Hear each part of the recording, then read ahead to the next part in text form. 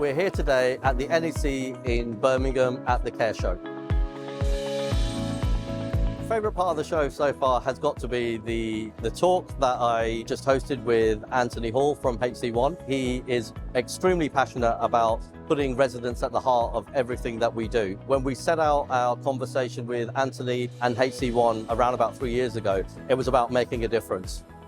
Well, I'm really pleased to be invited here by Radar Healthcare to talk in the keynote theatre about how my company, HC1, is working in partnership with Radar to implement an incident management and learning system about making better outcomes for our residents. I think it started with conversation because we needed to set what our aspiration was. You know, if we just wanted to go out and purchase a piece of tech to record incidents, to record safeguarding, to record compliance kind of stuff, you'll see in this room, there's a plethora of systems we can just buy, you know, and we currently have one and it does the job. But we were really clear, what we don't want is a giant electronic filing cabinet.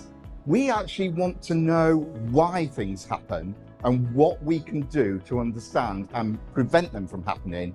And also, more importantly, to build a whole insights model about early warning. We need to understand why things are happening to residents and what it is we need to do to stop it happening again.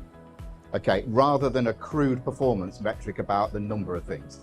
But how powerful is it if we can record a learning outcome in a piece of software and then push it through our whole organization so that we can understand that if something happens in one of our homes in Bristol, the home in the northeast of England can learn from that and make sure it doesn't happen to their resident.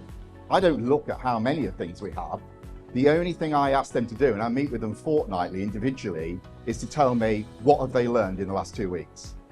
What have they learned in their homes that we need to understand as a business to move things forward?